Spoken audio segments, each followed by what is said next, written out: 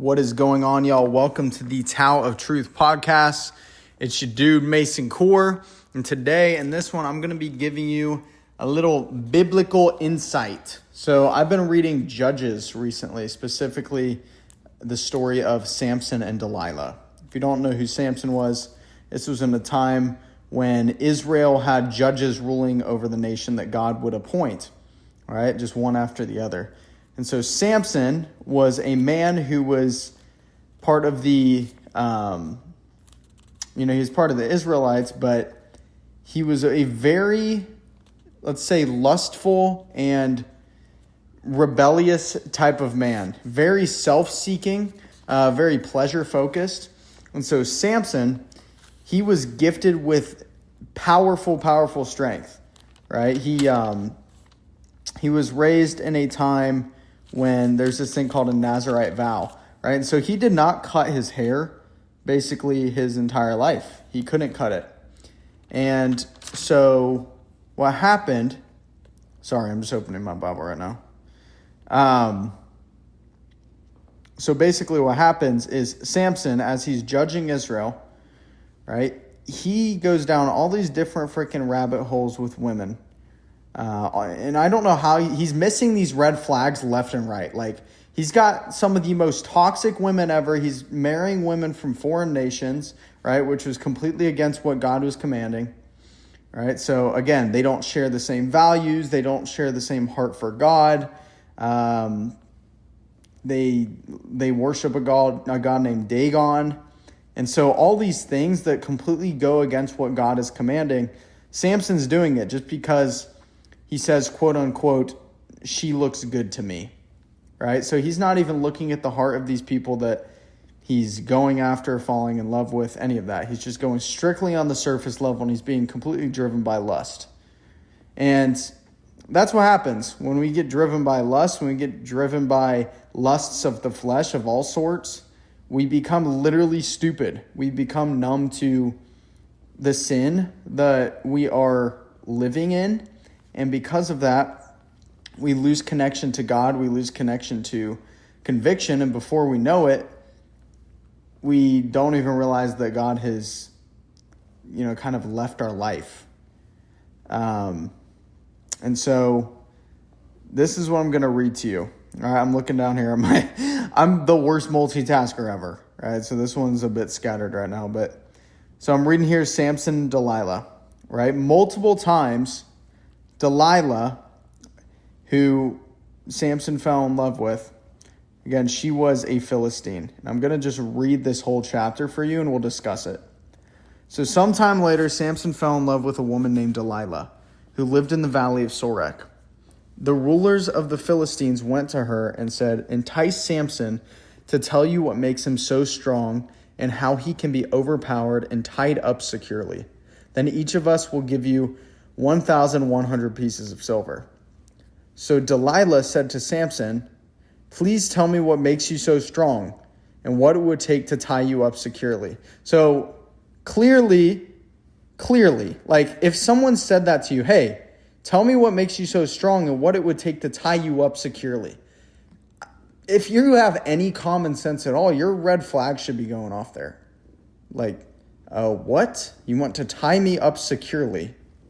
All right. So, yeah, I mean, I know they were very lustful, but it wasn't in that sense. That's a bit of like an out of nowhere type of thing. So clearly this woman's very self-seeking. She doesn't actually love him. She doesn't care.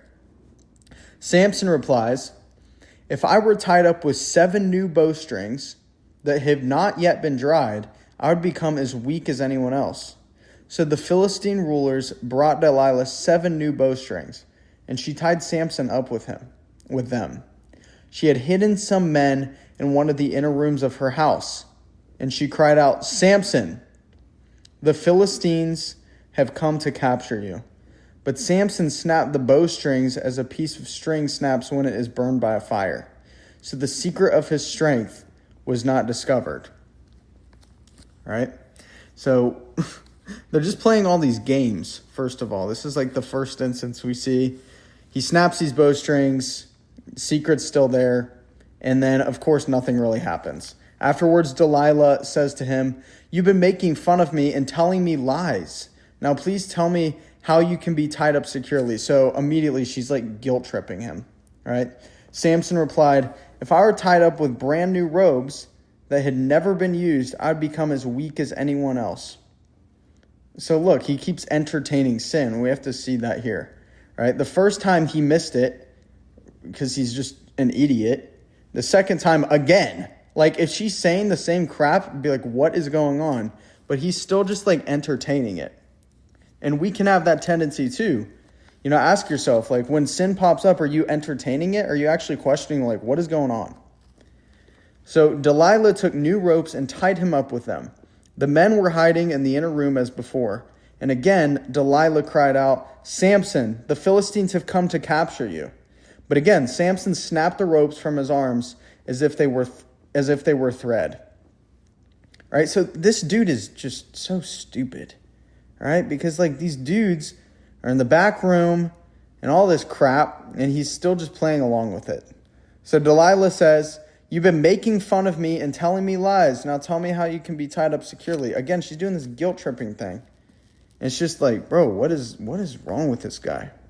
Samson replied, "If you were to weave the 7 braids of my hair into the fabric on your loom and tighten it with the loom shuttle, I would become as weak as anyone else." So while he slept, Delilah wove the 7 braids of hair into the fabric. Then she tightened it with the loom shuttle. Again, she cried out, "Samson, the Philistines have come to capture you." But Samson woke up, pulled back the loom shuttle, and yanked his hair away from the loom and the fabric. Then Delilah pouted. Here we go. "How can you tell me you love me, or I love you, when you don't share your secrets with me?" So look at that. Just the deepest manipulation and guilt tripping. She goes straight for like the "I don't love you. You don't want to share these things with me," blah, blah, blah. It's like, woman, you've not earned it, clearly. Anyway, she says, "You've made fun of me 3 times now, and you still haven't told me what makes you so strong." She tormented him with her nagging day after day until he was sick to death of it. So eventually she just got to him. He's like, oh my gosh, you know what? I'm just going to tell her, right? Because when you repeat something enough to somebody, they start to believe it. And that's what you got to watch out for. Watch out for the first, second, you shouldn't even get to like a third time, but you just got to be very careful what someone is like actually saying to you. It's like, why is he still not thinking about like, hey, this woman is clearly like got some weird intent going on. So finally, Samson shared his secret with her.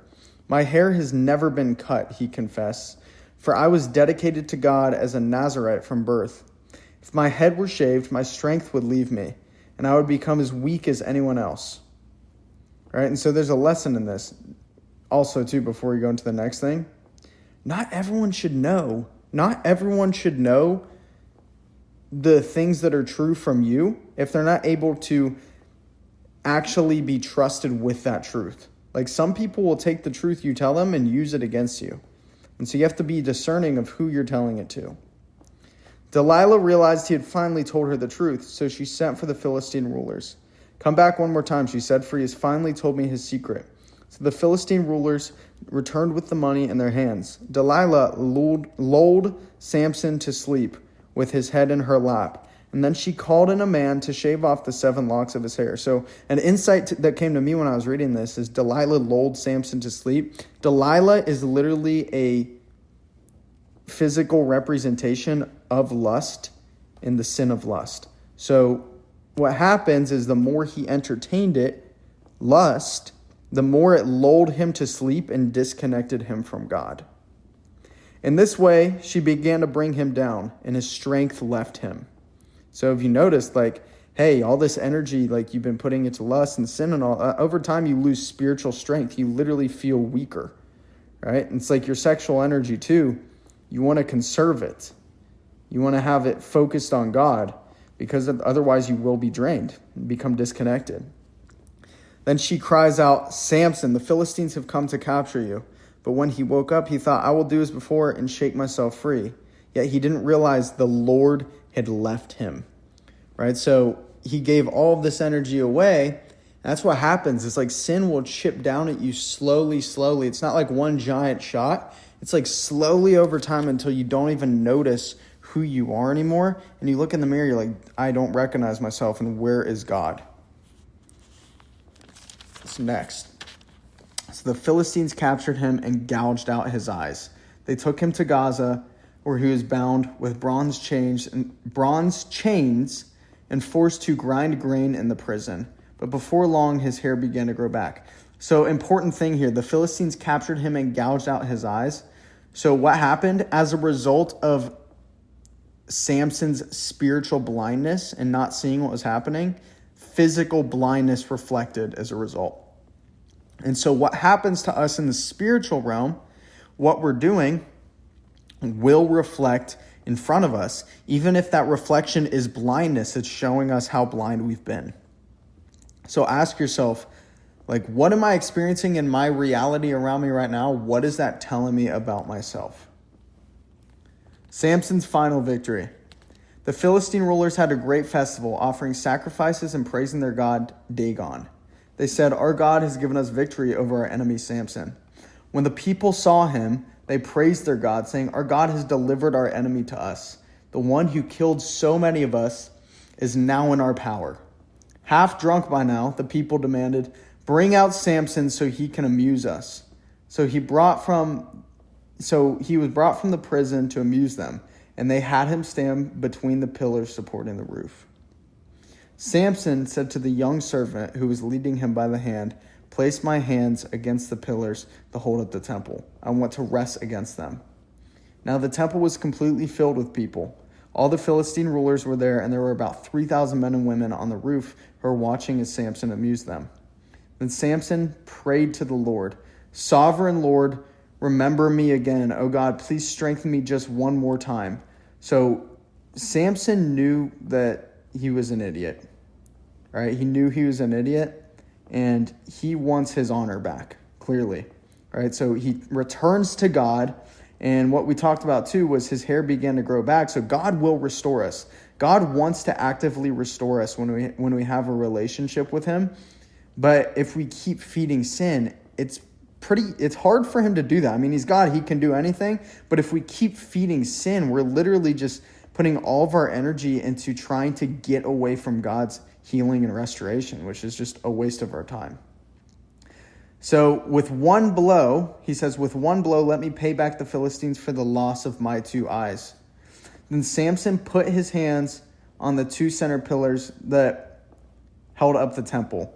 Pushing against them with both hands, he prayed, let me die with the Philistines. And the temple crashed down on the Philistine rulers and all the people. So he killed more people when he died than he had during his entire lifetime. Later, his brothers and other relatives went down to get his body. They took him back home and buried him between Zorah and Eshtaol, where his father Manoah was buried. Samson had judged Israel for 20 years. So what can we learn from Samson? 1, we do not want to be entertaining sin like him, no matter what it is. It can be lust. It can be gluttony. It can be overambition. Because if you don't check it, if you don't check yourself, and this is why we constantly have to be alert and renewing our mind and just staying aware, it will lull us to sleep. It will catch us off guard, and we will become disconnected from God. And what happens is by the time you're disconnected from God, it's way too late. Like, you're like, wow, I did not realize how far I had gone. And so this is why we want to be in the Word every single day. We want to read the Bible every single day, even if it's just a little bit, but intentionally letting it renew your mind, because it's so easy to fall asleep. And what else can we learn from this is, God is merciful. Samson really messed up big time, but if we return to God, God will return to us. All right, that's the most important thing. We have to remember, through Jesus, we can be forgiven. He took the sin for us. And so if we return to him, even if we mess up, we truly return to him with our hearts, then that is the moment that he can restore us. He can give us honor back. and he can work with us for greater purposes. All right, so what I want you to do this week is I want you to check yourself. Where are you being spiritually blinded? Where are you getting lulled to sleep? What areas are consuming you more than God? Right? Because the things you get your attention on before God time, that's telling you what an idol is. And so you want to find out where you're being spiritually blinded slowly. And you want to separate yourself from that a bit. Maybe fast from it. Change your priorities for the day. But look at that, and then you'll be able to see in yourself, like based off of what you see in external reality, what is happening inside of you. And this is something you want to meditate on, pray on, and really ask God to reveal to you with wisdom and discernment so you can see it. And that's all I got for you in this one. Let me know, guys, if you like these Bible study type of podcasts. I really like this a lot. I really like it a lot.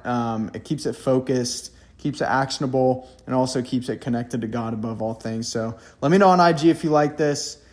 And also, too, drop a 5-star if it helped you, if it opened your mind a little bit. And if you have any suggestions of things that you want me to cover in the Bible or just topics overall, shoot me a message, and we'll cover that in a future episode. But appreciate you tuning in. I hope this helped, and I'll see you in the next one. Peace.